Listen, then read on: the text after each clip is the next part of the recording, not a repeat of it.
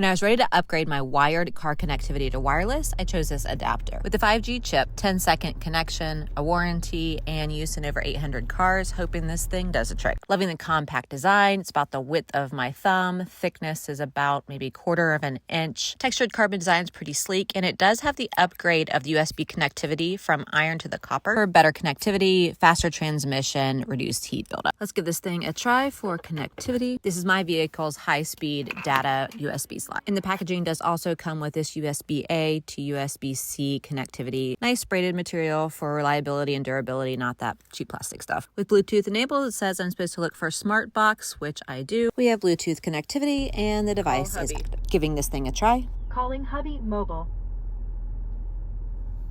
Nice. Playing on my phone. There we go.